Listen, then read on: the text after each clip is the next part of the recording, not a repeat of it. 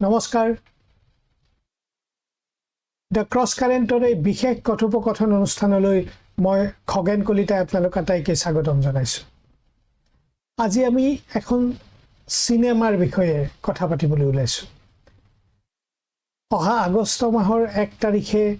অসমৰ ছবিঘৰত এখন চিনেমা মুক্তি লাভ কৰিব। কলাজ এই ছবিখনৰ নাম। এটা বিশেষ আমাৰ অসমৰ এক বিশেষ সময়ৰ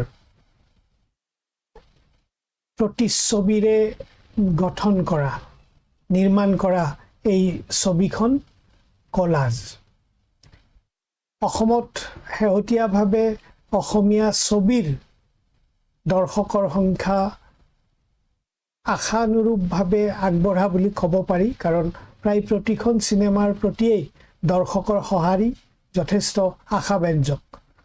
সেইফালৰ পৰাই আশা কৰিব পাৰি যে কলাজ নামৰ ছবিখনেও দৰ্শকৰ ভাল সঁহাৰি লাভ কৰিব। এই কলাজ ছবিখন কেইবাটাও কাহিনীৰ আধাৰত নিৰ্মাণ কৰা, অন্ততঃ 3টা কাহিনীৰ আধাৰত নিৰ্মাণ কৰা। কলাজ ছবিখন এগৰাকী লেখিকাৰ এখন আত্মজীৱনীমূলক উপন্যাসৰ পৰাই এই ছবিখনৰ চিত্ৰনাট্য প্ৰস্তুত কৰা হৈছে। সেই লেখিকাগৰাকী সুমিত্ৰা হাজৰিকা। সুমিত্ৰা হাজৰিকাক অসমৰ প্ৰগতিশীল নাৰী আন্দোলনৰ লগত খবৰ যিসকলে ৰাখিছে, নাৰীয়েই হওক বা পুৰুষেই হওক, সকলোৱে অন্ততঃ সুমিত্ৰা হাজৰিকাৰ নামটো শুনা নাই বুলি ক'ব নোৱাৰে। তেখেতসকলে সুমিত্ৰা হাজৰিকাক কিছুমানে বহু ওচৰৰ পৰা পাইছে আৰু কিছুমানে তেখেতৰ যি সংগ্ৰামী এক সত্তা, সেই সত্তাটোৰ পৰিচয় বিভিন্ন ধৰণে লাভ কৰিছে। সেইগৰাকী সুমিত্ৰা হাজৰিকাৰ যি আত্মজীৱনীমূলক এখন উপন্যাস প্ৰেম, জীৱন আৰু সংগ্ৰাম, সেইখনৰ আধাৰতেই পৰিচালক তথা চিত্ৰনাট্য লেখক অমৰদীপ গগৈয়ে এখন চিত্ৰনাট্য প্ৰস্তুত কৰি সেই ছবিখনকেই কলাজ নাম দিছে। পৰিচালক হিচাপে অমৰদীপ গগৈ অত্যন্ত সূক্ষ্মভাৱে আৰু সংবেদনশীলতাৰে তেওঁ ছবিখনৰ কাম আগবঢ়াই নিছে। আমি এই ছবিখনক লৈ কিছু কথা আজি আলোচনা কৰিব লৈছোঁ। ছবিখনৰ প্ৰধান যিটো মেৰুদণ্ড বুলি ক'ম আমি, য'ৰ পৰাই ছবিখনৰ গোটেই চিন্তা চৰ্চা এইবোৰ আৰম্ভ হৈছিল, সেয়া হ'ল সুমিত্ৰা হাজৰিকা বাইদেউৰ পৰা।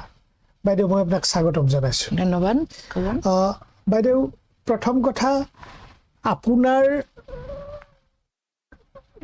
যিখন আত্মজীৱনীমূলক উপন্যাস প্ৰেম, জীৱন আৰু সংগ্ৰাম, সেইখনত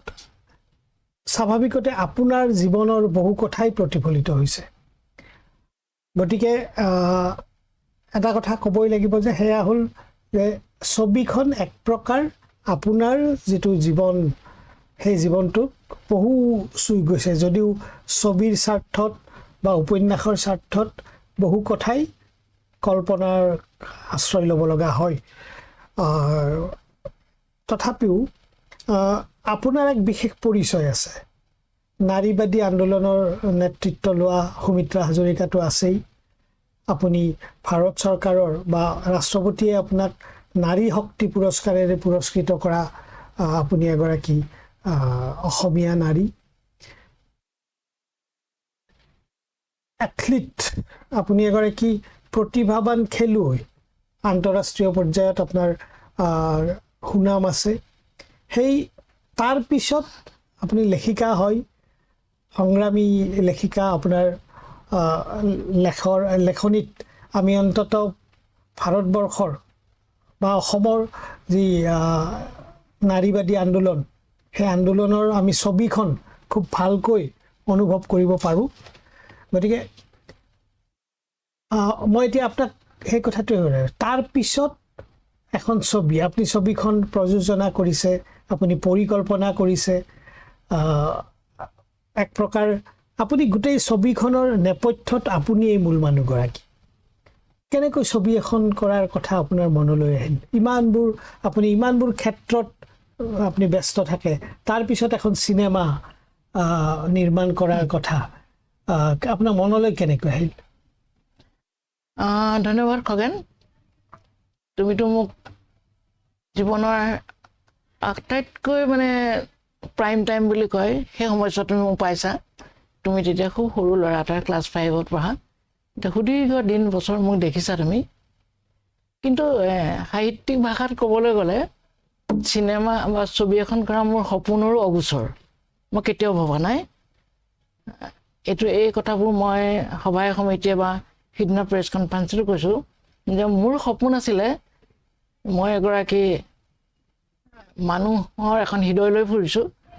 সেইকাৰণে মই এখন শ্ৰেণীহীন সমাজ প্ৰতিষ্ঠা কৰা এটা সপোন লৈ ফুৰিছিলোঁ। আৰু সেই শ্ৰেণীহীন সমাজখননো কেনেকৈ গঠন কৰিম তাৰ বহুত দীঘলীয়া কাহিনী। সেইখিনি মই আজি ছবিখনলৈ মই নানো। কিন্তু মোৰ যিহেতুকে মোৰ সপোনৰ অগোচৰ আছিল, কিন্তু তুমি উল্লেখ কৰি যোৱাৰ দৰে মই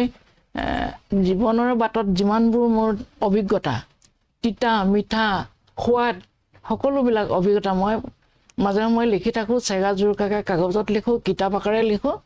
আৰু কেতিয়াবা কোনোবাই প্ৰশংসা কৰে পঢ়ি পেলাই, নকৰিলেও মোৰ কথা নাই। এইটো মোৰ নিজৰ মনৰ তাৰণাতে লিখোঁ। কোনোবাই ভাল পাব বুলি মই নিলিখোঁ কেতিয়াও।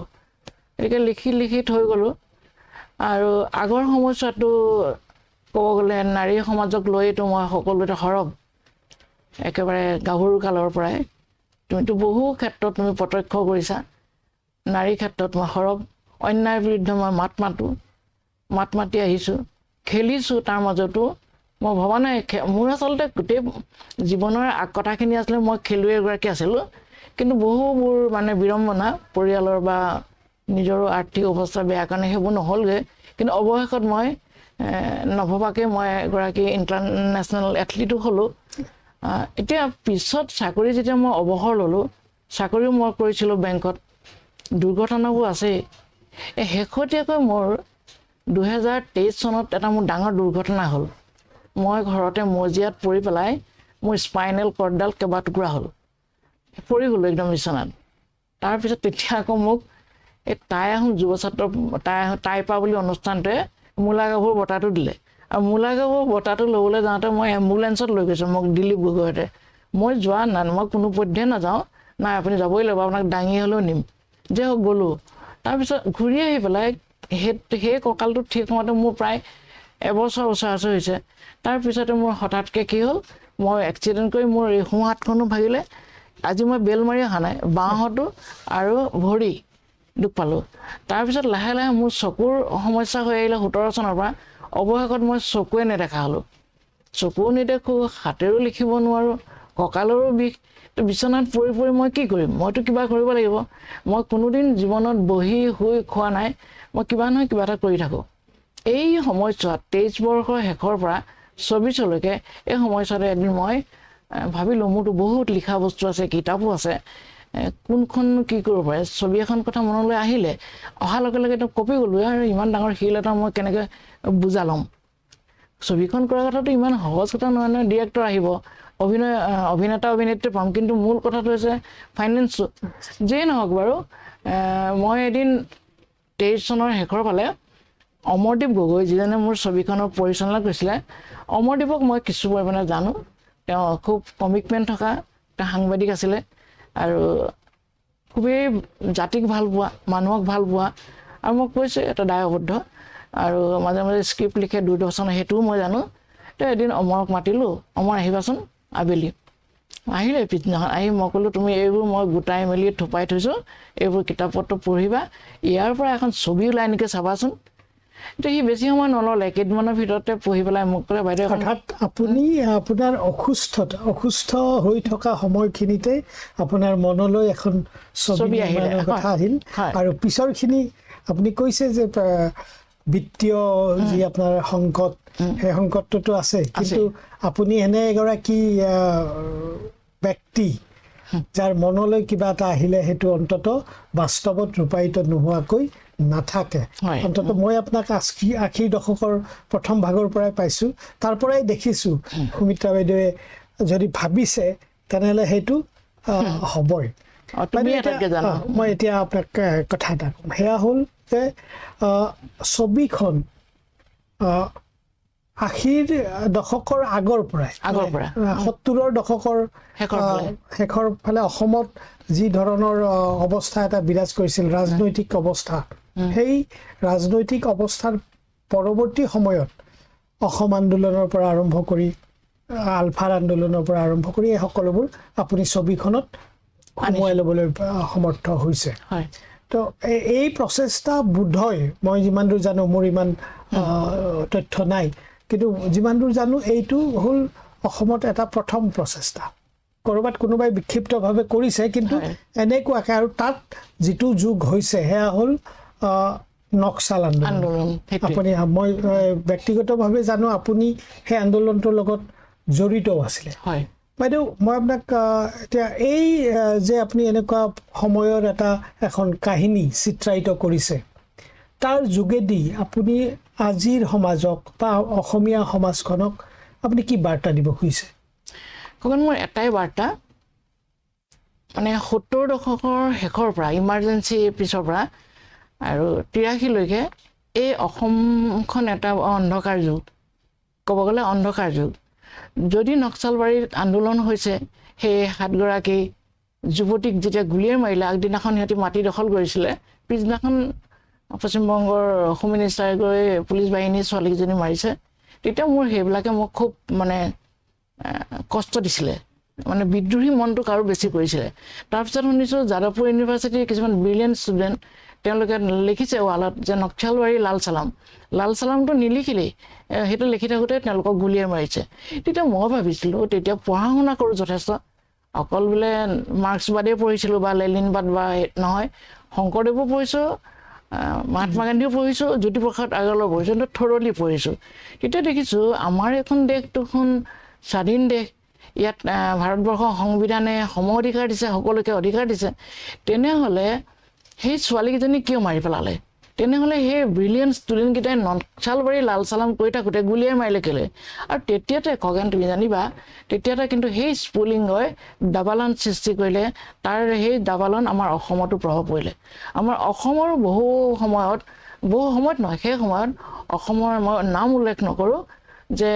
এডল মানে ব্ৰিলিয়েণ্ট ষ্টুডেণ্ট মেধা ষ্টুডেণ্টে নিজৰ কেৰিয়াৰ দলিয়াই পেলাই তেওঁলোকে জঁপিয়াই পৰিলে তাৰ ভিতৰত ময়ো এগৰাকী পঢ়িছিলোঁ আৰু মই ভাবিলোঁ এই ছবিখনত যে সেইটোৱে বেকগ্ৰাউণ্ড হওক কাৰণ সেই দশকটোত মানুহে জানক এই অন্ধকাৰ যুগটো যে কেনেকৈ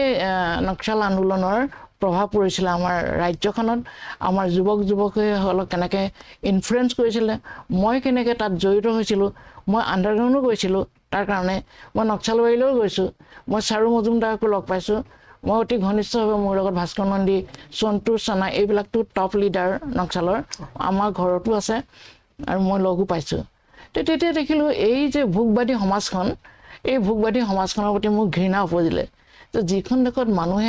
মানুহ হিচাপে জীয়াই থাকিবলৈ নাপায় তেনেহ'লে আজি মোক লাগে মই খাওঁ মই পিন্ধোঁ ইয়াৰ পিছত মই কিয় দৌৰি থাকোঁ তেতিয়াই ভাবিছিলোঁ আৰু এতিয়া ছবিখন কৰা সময়ত মোৰ এটা চিন্তা আহিলে যে সেই যুগটোত সেই অন্ধকাৰ যুগটো মই কি মাধ্যমেদি মই ৰাইজক জনাম কলমটো আছে আজিকালি পঢ়া শুনা কৰিলে এতিয়াতো দেখিছিলোঁ পশ্চিমবংগত কেইবাজনেও নক্সাল আন্দোলনৰ ওপৰত বা নক্সালবাদীৰ ওপৰত ছবি নিৰ্মাণ কৰিবলৈ লৈছিলে নোৱাৰিলে তেওঁলোকেও নোৱাৰিলে তাৰপিছতে মই জনাত 85 চনত এই যে আমাৰ এগৰাকী এক্ট্ৰেছ আছিলে স্মিতা পাটিল তেওঁ ঢুকাইছে ডিচেম্বৰ 10 তাৰিখ 85 চনৰ তেতিয়া মই ৰবীন্দ্ৰ ভৱনত নাটক কৰি আছোঁ এটা মোক খবৰ এটা পালোঁ যে আজি স্মিতা পাটিল ঢুকাইছে তেতিয়াতো এনেকুৱা যুগ নহয় তথাপিও বোলে তেতিয়া তেওঁ কৰি আছে এখন তেওঁ মানে তেওঁ ডিৰেকশ্যনৰ প্ৰডিউচাৰ স্মিতা পাটিলে আছিলে কিন্তু আমাৰ এই দুৰ্ভাগ্য তেওঁ ঢুকালে কিন্তু সেই কথাটো মোৰ একদম বুকুত ৰৈ গৈছিলে মই ভাবিলোঁ কি চিনেমা চাব যেতিয়া পাৰোঁ ঋত্বিক ঘটকৰ মৃণাল সেনৰ চিনেমা চাবলৈ যেতিয়া কলিকতালৈ ক'লা ধোঁৱা ওলোৱা ৰেলখনত গৈ চাবগৈ পাৰোঁ আমাৰ এটা গেং আছিলে মই তেতিয়া জে বি কলেজত পঢ়ি আছিলোঁ তাৰ ভিতৰত এতিয়া নাম উল্লেখ নকৰোঁ কিছুমান ঢুকাইছে কিছুমান এতিয়াও জীয়াই আছে আমি সেই ক'লা ধোঁৱা ওলোৱা ৰেলখনত গৈ কলেজত পঢ়িছোঁ মাত্ৰ হাওৰাত নামো তাৰপিছতে ফাৰ্ষ্ট ক্লাছ ষ্টেচনত দবাত গৈ গাটো ধুওঁ তাৰ দিনটো হ'লে চেণ্ট্ৰেল লাইব্ৰেৰীত কিতাপ পঢ়োঁ আৰু ৰাতি হ'লে আমি ছবি চাবলৈ যাওঁ মৃণাল সেনৰ ঋত্বিক ঘটকৰ সেই যে কেলকাতা 71 চিনেমাখন সবাক তাত য'ত ডাইলগ নাই সেইবোৰ ছবি চাবলৈ আমি কলিকতালৈ গৈছিলোঁ তো মই নিজক সুধিছোঁ মই যদি ছবি চাব পাৰোঁ ছবি চাব জানো তেতিয়াহ'লে ছবি এখন কিয় কৰিব নোৱাৰোঁ টকা পইচাটো পিছৰ সুমিত্ৰা হাজৰিকা বাইদেউ এনেকুৱা এগৰাকী মহিলা যি মই আগতেও কৈছোঁ যে তেখেতে যিটো ভাবে সেইটো তেওঁ কাৰ্যত ৰূপায়ণ নোহোৱালৈকে নেৰে এই যে গুৱাহাটীৰ পৰা কেইজনীমান ছোৱালী কলিকতালৈ ট্ৰেইনত উঠি যায় আৰু দিনটো চেণ্ট্ৰেল লাইব্ৰেৰীত কিতাপ পঢ়ে সন্ধিয়া নাটক চায় আৰু সেই সময়ত পশ্চিমবংগৰ সাংস্কৃতিক জগতখনে এটা প্ৰগতিশীল ধাৰা এটাৰ মাজেদি আগবাঢ়িছিল আৰু তাতেই এটা প্ৰগতিশীলতা সকলো ক্ষেত্ৰতে যি প্ৰগতিশীল চিন্তা চেতনাৰ দৰকাৰ মানুহৰ সেইটো সুমিত্ৰা হাজৰিকাই সেই দিনতেই আয়ত্ব কৰিবলৈ সমৰ্থ হৈছিল তেখেতৰ কথাৰ পৰা আমি এটা কথা গম পালোঁ যে কলাজ নামৰ ছবিখনত সুমিত্ৰা হাজৰিকাই 70ৰ দশকৰ পৰা অন্ততঃ 90ৰ দশকৰ শেষৰ ফাললৈকে আমাৰ যি সমাজ অসমৰ সমাজ য'ত নক্সাল আন্দোলনৰ প্ৰভাৱ পৰিছিল য'ত জাতীয়তাবাদী অসম আন্দোলনৰ প্ৰভাৱ পৰিছিল পৰৱৰ্তী সময়ত বিচ্ছিন্নতাবাদী আলফা আন্দোলনৰ প্ৰভাৱ পৰিছিল এই সকলোবোৰৰে যে তেওঁ এটা ধাৰা সেই ধাৰাখিনিক ৰাইজৰ ওচৰলৈ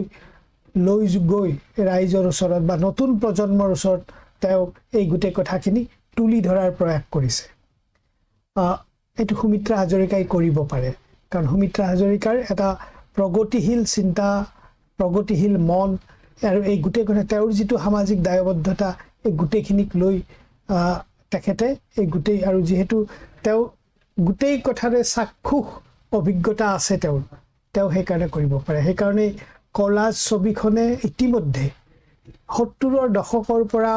অসমৰ সমাজ ৰাজনীতি পৰ্যবেক্ষণ কৰা সকলৰ কাৰণে কলাজ ছবিখন সকলোৰে কাৰণে এক আগ্ৰহৰ কাৰণ হৈ পৰিছে অন্ততঃ মোৰ দৰে মানুহৰ কাৰণে সেইকাৰণে আমি আশা কৰিম যি ধৰণে ছবি নিৰ্মাতা সুমিত্ৰা হাজৰিকা বাইদেৱে চিন্তা কৰিছে যে কলাজ ছবিখনে সেই আমাৰ অন্ততঃ 3টা দশকৰ 2.5 দশক বা 3টা দশকৰ অসমখনক নৱপ্ৰজন্মৰ সন্মুখত তুলি ধৰিব আৰু সেই কথাটোৱে কাৰণ সেইখিনি বৰ জটিল সময় আছিল সেই জটিল সময়ৰ লগত পৰিচয় কৰাই দিয়াৰ পিছত অন্ততঃ অসমৰ সমাজ জীৱনে হয়তো এটা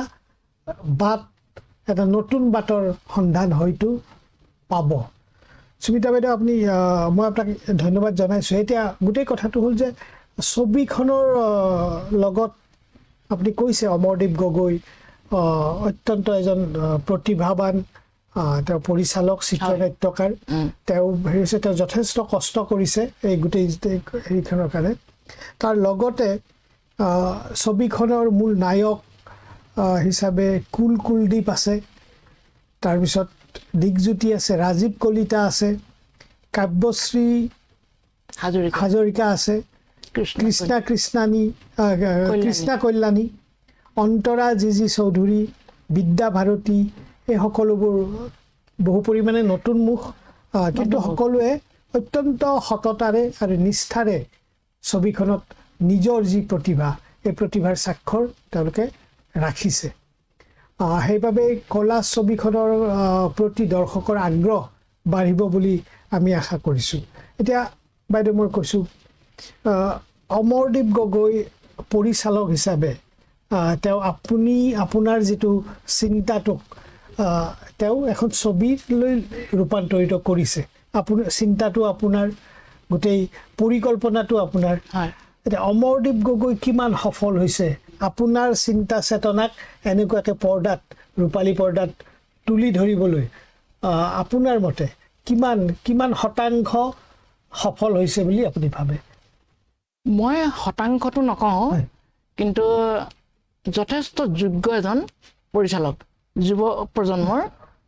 কাৰণ তেওঁ যেতিয়া স্ক্ৰিপ্টখন মোৰ কেইদিনমানৰ ভিতৰতে ইমানবোৰ কিতাপ আৰু মোৰ লেখা পঢ়ি পেলাই মোক স্ক্ৰিপ্টখন বনাই দিলে মই প্ৰথমেই স্ক্ৰিপ্টখন পঢ়ি মইতো আৰু চিনেমাৰ সম্পৰ্কে মোৰ কোনো কাণ্ড জ্ঞানেই নাই ক'ব গ'লে কিন্তু পঢ়ি লৈ মই অভিভূত হৈছোঁ কিছুমান শব্দ আজিৰ পৰা 100 বছৰ আগত উজনিত কোৱা কথা কিছুমানে চালে গম পাব সুধিব লাগিব এইটো কেলে ক'লে বান্ধৈ ভৰিকেইটা তিয়াই আহক বান্ধৈ আহিছে নহয় সন্ধিয়া তিথি সাক্ষাৎ দমোদৰ এই পানীত হৈছে নহয় তাতে ভৰিখন তিয়াই আহক আমালৈ কি ক'লে ভৰিখন এই যাওকচোন দমকলত ধুই আহকগৈ আজিৰ প্ৰজন্মই সেইটো ক'ব ধুই আহকগৈ বা ককাইদেউ বা দদাইদেউ সেইটো নাই তাত কিন্তু বান্ধৈ এইবোৰ অমৰৰ সৃষ্টি দেই গতিকে তেওঁ এজন সংস্কৃতিবান সাহিত্যৰ সংস্কৃতিবান এজন যুৱক আৰু সমাজ ৰাজ্যখনৰ ভাষাৰ প্ৰতি এজন দায়বদ্ধ আৰু এজন যোগ্য মই 100% বুলি একোৱেই নকওঁ কিমান পাৰ্চেণ্টো সেইটো নকওঁ কিন্তু এজন যোগ্য পৰিচালক আৰু এই পৰিচালকজন যে ইমান দিন সোমাই আছে মই কালিও মই কৈছোঁ অমৰক যে তোমাৰ এইবিলাক কেতিয়াবাই প্ৰকাশ হ'ব লাগিছিলে প্ৰচাৰ কিন্তু কোনে কৰিব কোনে হুকিপ দা বেল এনেকুৱা মানে মেকুৰী ডিঙিত কোনে টিলিঙা লগাব আজিৰ যুগটো সেনেকুৱাই নহয় জানো গতিকে অমৰদীপ গগৈৰ ওপৰত মোৰ গভীৰ আস্থা আৰু আমি দুয়োজনে কিছুমান কথা আইডিঅলজিকেলি বা অন প্ৰিন্সিপল আমাৰ এটা মিল আছে আণ্ডাৰষ্টেণ্ডিং আছে আমি আজিৰ আলোচনাত অমৰদীপ গগৈকো উপস্থিত থকাটো বিচাৰিছিলোঁ কিন্তু তেখেত ছবিৰ কামতে তেখেতে গুৱাহাটীৰ বাহিৰত আছে কাৰণে ইতিমধ্যে আমি কথা পাতিছিলোঁ তেখেতৰ লগত পুনৰ কৈছোঁ যে কলাজ ছবিখন ইতিমধ্যে দুটাকৈ প্ৰতিযোগিতাত অংশগ্ৰহণ কৰিছে তাৰে প্ৰথমটো হ'ল সপ্তম শৈলধৰ বৰুৱা ছবি প্ৰতিযোগিতা অসমত নিৰ্মাণ হোৱা ছবিবোৰৰ মাজত এটা বৰ উচ্চ মানদণ্ডৰ প্ৰতিযোগিতা অনুষ্ঠিত হয় তাৰপিছত প্ৰথম গুৱাহাটী এছিয়ান চলচ্চিত্ৰ মহোৎসৱ তাতেও অংশগ্ৰহণ কৰিছিল কলাজে আৰু সুখৰ খবৰ এইটোৱে আমাৰ কাৰণে ভাল খবৰ যে এই দুটা মহোৎসৱত কলাজ ছবিখনে 5টাকৈ পুৰস্কাৰ বুটলিবলৈ সমৰ্থ হৈছে মুক্তিৰ পূৰ্বে অহা 1 আগষ্টত এখন মুক্তি লাভ কৰিব কিন্তু মুক্তিৰ পূৰ্বে ইতিমধ্যে তেওঁলোকে এই প্ৰতিযোগিতাসমূহত 5টাকৈ শ্ৰেষ্ঠ পৰিচালক শ্ৰেষ্ঠ চিত্ৰনাট্য শ্ৰেষ্ঠ sound designing best art direction আৰু জুৰিৰ স্পেচিয়েল মেনশ্যনত চিনেমাটোগ্ৰাফী অৰ্থাৎ কেমেৰাৰ যি কেমেৰাৰ কাম কাজ অত্যন্ত উচ্চ মানদণ্ডৰ হোৱা বুলি বিভিন্নজনে আমাৰ আগতো প্ৰকাশ কৰিছে এই ধৰণৰ যিখিনি কথা আছে অৰ্থাৎ এই ছবিখনৰ বিশেষত্ব এইটো হ'ল যে এটা বিশেষ সময় যাক আমি জটিল সময় বুলি ক'ব পাৰোঁ সেই জটিল সময়ক চিত্ৰায়িত কৰিবলৈ চেষ্টা চলাইছে সুমিত্ৰা বাইদেউৰ নিজৰ জীৱনটোতেই যিমানবোৰ তেখেতে দেখিছে সুমিত্ৰা বাইদেউ একদম ক'বই লাগিব একেটা শব্দত এগৰাকী বিদ্ৰোহী নাৰীবাদী সমাজকৰ্মী সুমিত্ৰা বাইদেউৰ সেই জীৱনটোৰ প্ৰভাৱ এই ছবিখনত ক'ৰবাত আমি দেখা পাম তৃতীয়তে এনেকুৱা এটা